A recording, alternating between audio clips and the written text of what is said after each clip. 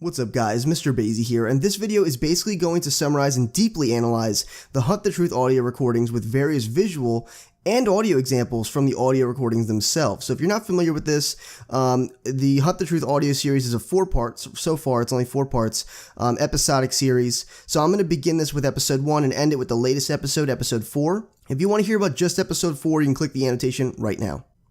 So basically covering all of the episodes is a reporter named Benjamin Giroux. For our purposes, we're going to call him Ben. During this, he conducts multiple interviews that we're going to get into. The very first one now in episode 1. That person was Dion Govender, John's teacher growing up, so Spartan 117, otherwise known as Master Chief. He tells Ben about the story of John wanting to join boxing and how he seemed unmatched despite who he went up against. Basically, the interview takes a less than happy turn when Dion says that one day, John didn't show up for boxing. He says this was when he was 13, and it was at this time that he says the insurrectionist crisis finally reached John's hometown of Elysium City. During this interview, Dion also mentions that people used to disappear in Elysium City, and that John and his parents were among those that disappeared. He essentially finishes his interview by saying that despite everything that happens, John honors all of the people that have suffered. So the second interview that takes place is with a woman named Ellie Bloom, who's John's childhood friend. During the interview, she says that she remembers John very well and that John, herself, and another girl, Katrina, used to hang out a lot. She specifically referenced that she and John would go out to the fields late at night and look up at the stars. On warm nights, sometimes our parents would let us go out to the green space and lie in the grass. And we'd just lie there, stare up at the stars. It was a nice place to grow up. This part is interesting as we have seen this scenario before, a very long time ago, during a Halo 3 trailer. You ever wonder what's up there? Like what? Maybe someone up there was wondering what it's like here. I guess. Do you think we'll ever meet them? I hope so. Don't you? Over the course of the rest of the interview, it is more seemingly filler-style content where Ben reveals to Ellie that her childhood friend John is actually the Master Chief. She gets excited and says she will be telling her friend Katrina about the news. So the third interview is with Thomas Wu, who was a prisoner at an insurrectionist camp. Basically, Thomas talks about how the insurrectionists reached his colony and swept him and everyone he knew up to be taken as prisoners so they could secure their territory. When asked about which cities were considered safe havens for refugees at the time, he recited them quickly and without fail. It is worth noting that this could be deemed suspicious, as he could potentially have been, quote-unquote, reading off of a list. Whether that be mental or physical, it is unclear. Or he is simply so traumatized that it is burned into his head. I asked about John's hometown. Perth City. What about Elysium City? No. Insurrectionist cesspool. Yeah, no, they got it bad there. Dion Govender confirms this. In Elysium City, people just disappeared back then. Just happened. Once the insurrectionists took over, whole neighborhoods just got scooped up. Now we're moving on to episode 2 of the Hunt the Truth audio clips. The very first interview is with Gabriela Dvorak, an ONI Vice Admiral on the UNSC Forward Unto Breach.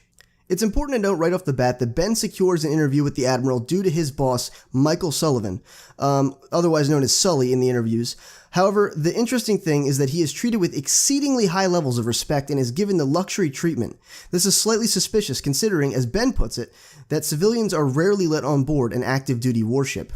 Sully had arranged a face-to-face interview with ONI Vice Admiral Gabriela Dvorak. That not only got me off-world, but it was on board the newest Autumn-class heavy cruiser, the UNSC Unto the Breach. Got a private shuttle up, full luxury. They had me riding in style. When I came aboard, Dvorak even greeted me personally. Now, civilians aren't normally allowed on board an active duty ship, let alone given this sort of attention. So during the interview, she describes how she took part in the liberation of the insurrectionist labor camps in Elysium City, and recalls remembering John amongst the despair, saying he stuck out like a sore thumb. She then goes on to say that sometimes John would slightly open up to her and talk about his parents. Although he never said much, she understood they didn't make it out of the camps. There's something really important to note here is that although the importance of this statement isn't really clear, she is asked by Ben early on in the interview, what brings you all the way out here? And with a giggle she says, work. Could this work that she is referring to be Master Chief? Keep this statement and theory in mind as we move forward. Call me Gabriela. Okay. This was not the kind of hospitality I was used to. What brings you way out here? Work. The second interview in episode 2 is once again Ellie Bloom, John's childhood friend. So Ellie contacts Ben saying that she talked to Katrina about what he had told her during their first interview. Ellie says that Katrina had told her that John was dead and that he had died at age 6 to what seemed like a form of autoimmune disease. This drastically conflicts statements made by Dion Govender and Vice Admiral Dvorak. Despite there being no actual recorded interview with Katrina, Ben speaks to her and is told that John's parents were alive up until the year 2528 when Katrina last saw them. Even more shocking is this is 4 years after they supposedly had died. This proposes yet another contradiction with the Vice Admiral's statement, so either Ellie is lying or it would seem as though Gabrielle Dvorak is either not being truthful or has been told incorrect facts in an attempted cover-up. This interview is also particularly useful to remember. So now we're moving on to episode 3 of the Hunt the Truth audio clips, and the very first interview is with Ray Kurzig, and it happens directly after the unrecorded interview with Katrina. So once the interview with Katrina has concluded, he follows up with Ray Kurzig. During this interview, Ben tells Ray about what she had said and insists that she is lying. However, he is surprised when Ray says, well, she's not. He even goes so far as to provide financial documentation proving that John's parents were alive and well and active within the community.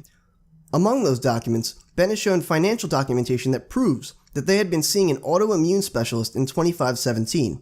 If you recall, this directly corroborates Katrina's statement with hard factual evidence. So it would seem that she isn't lying. However, she also might not be telling the whole truth, as it is likely she doesn't have it. So the second interview is with Michael Sullivan. This is actually the Sully character that we referred to before. He's Ben's boss and he works for the ONI Public Relations. Although this isn't really an interview but rather a call, Ben tries to convince Sully about these documents and why they are in direct conflict with the proposed story of Master Chief thus far. He is consistently interrupted by Sully saying that glassed planets have bad records. No, I know. I just, Glass it's not planets just the have bad records, records, Ben. actually. This is colonial journalism listen, Sully, if you 101. could. People are you saying... serious with this? People Glass are saying... planets Listen, do glassed people have bad records? it might be useful to mention that Sully seemed to be dodging around the point and being really evasive and eventually becoming slightly aggressive. This behavior is definitely suspicious, to say the least. So the third interview is with Jacob Walker, retired Navy. This conversation is essentially a glorification of Master Chief and his training at boot camp. How at first he seemed like just another recruit, but when training actually got started, he would always take the lead. In addition, he would consistently help out people that were straggling behind, and he became a constant beacon of heightened morale and determination. And then halfway in, he'd start to hang back, and help the stragglers. You're injured, whatever. He'd be right there helping you out. And then without fail, Walker says, John always made sure he came in the way last he did it, and took though. the punishment. He made us all want to follow his lead. Try harder and help each other. We're supposed to do that, but nobody ever really wanted to until then. Anyway, we did it. But taking the hit for the group, now that was John's thing. So the fourth interview is with Anthony Petrosky. He's a retired orbital drop shock trooper. So the interview begins with Petrosky saying, the kid was a freak. He goes into further detail about how him and a couple of friends were at the gym sparring when he saw a kid that was roughly 13 years old.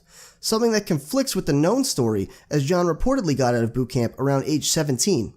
Continuing with the interview, John was, in his words, acting tough. So one of the people in the gym asks him his name, and he tells him, but with quote-unquote attitude. One thing leads to another, and eventually the CPO, or Chief Petty Officer, orders John and 4 other soldiers into the ring. The next part I will just let you listen to, considering it is much better presented in the audio. What happened next, Petrosky says, defied explanation. Because the sound this kid's fist made, it sounded awful. Because they weren't like punches, they were like rapid fire explosions. Okay, I was across the gym, but I heard it. It was sick. Like meaty cracks in a drum roll. It was just like... One of the ODSTs sustained a single body blow that instantly stopped his heart, killing him. Another trooper only took one shot from John as well. A punch that caved in the man's face. 2 fatalities, 1 ODST with a cracked pelvis and 1 with a shattered spine. That guy never walked again. No one had to break up the fight. It was over in less than 5 seconds. Wait, he killed them? What he did was impossible. What do you mean impossible? Like how? Like not human, all right? Like he was genetically augmented. So you're telling me that someone had augmented John? Someone had genetically augmented a child? Okay. No? You think I'm lying? I believe Right. that's what you No, sure. honestly think Right. you saw, but... Look, here's the thing, Ben. I don't care if you believe me or not. This makes no difference in my world. I was there and you were somewhere else. So you're going to go write your little military cheerleader article, and I'm going to sit here and drink beer. So good luck.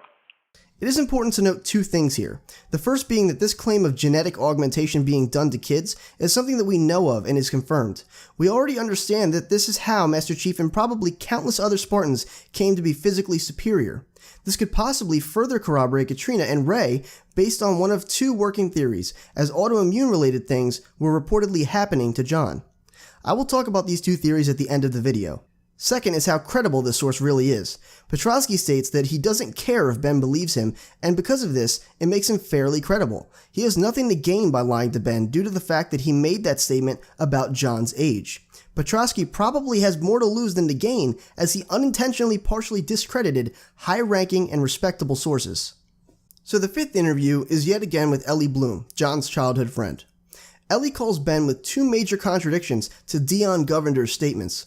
She initially states that he is a liar. When asked how he is a liar, she responds by saying that the whole boxing story is fabricated, as boxing, according to her, was outlawed across the entire planet. In addition to this, she also says that the kidnappings or disappearances as they were referred to earlier didn't happen either. Ben accuses her of spouting lies, but she says she doesn't deny that the insurrectionists had a presence in Elysium City, but rather it was a strong political presence, not military, and that overall it was a peaceful environment and, in her words, the refugee central. After this interview, Ben calls Thomas Wu in an attempt to clear things up. Thomas picks up in a groggy voice, supposedly as he was awakened by Ben.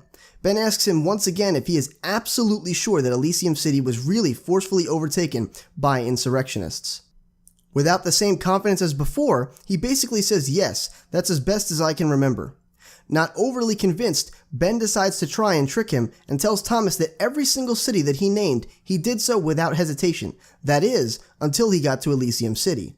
This is something we know is not true, considering the suspicious swiftness in which he named that particular city. Thomas falls for the ruse. I mean, what does it matter if it was Elysium or somewhere else after everything that they did? Thomas, look, I'm sorry. I'm sorry that I have to bring it up. I just want peace of mind for my family. That's all I want. It's just... Wait, I don't understand. How does lying about insurrectionists in Elysium buy you peace of mind for your family? At that moment, Thomas suddenly seemed to become entirely lucid, and his tone changed completely. I shouldn't be talking to you. No, wait, Thomas, hold on. I can't. Leave us alone. It is worth noting that before he calls Thomas, he tries calling Dion, who actually doesn't answer. However, the Vice Admiral Dvorak was in the field and unreachable. Was this the work she was talking about? And if so, once again, could it be the Master Chief? Keep this in mind as we go into Episode 4. Episode 4 of Hunt the Truth audio clips. The very first interview is with Mishak Maradi, who is a truth hunter. So this interview is particularly interesting as it links together some previous episodes.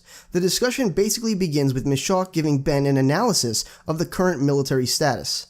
He says that things are actually quite crazy and that the troops are not happy. Ben comments that when soldiers are frustrated, they get sloppy with concealing their communication. Mishak goes on to say that he has been able to decipher some useful information about the chief. I asked why there was so much discontent across the military. MC-11 Scepter. That's Mishak for the chief. He's off being creative. He could be off the grid.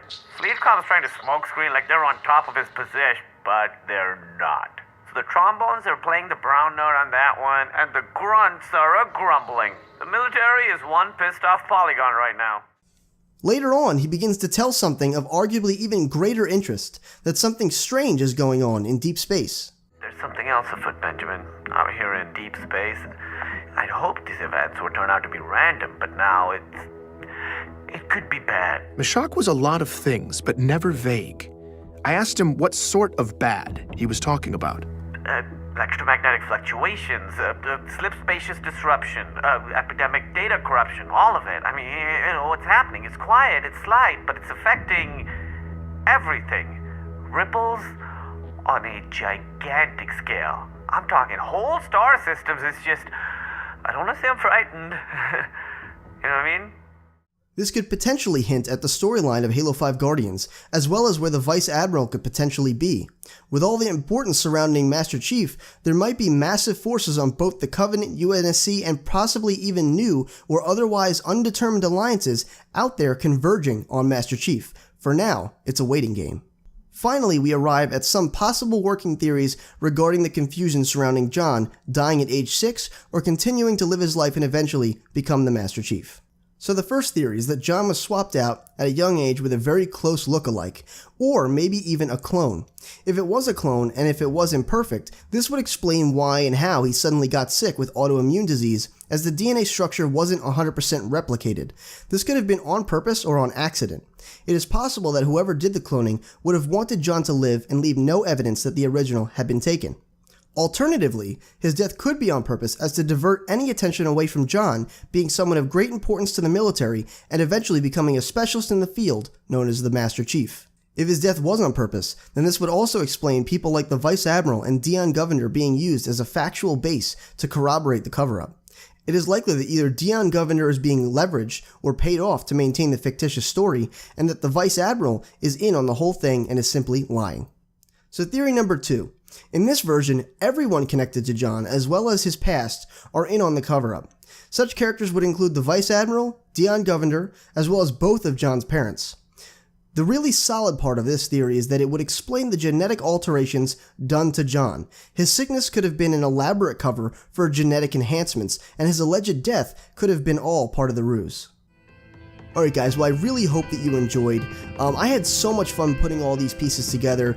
You know, listening to these clips and coming up with theories was actually quite a lot of fun, and piecing it all together was a little difficult, but at the same time, definitely rewarding, and I feel like I understand the whole thing a lot better, so hopefully I was able to relay that to you guys. I was able to relay that level of understanding to you guys, at least in terms of the context. Maybe it was a little bit biased with my opinions, but I tried to keep it as factual as possible. So with that being said guys, rate the video what you think it deserved, and if you'd like to become a Sage in Training, make sure you subscribe today. This has been Mr. Basie, your favorite Sage, and as always, I'll see you in the next video.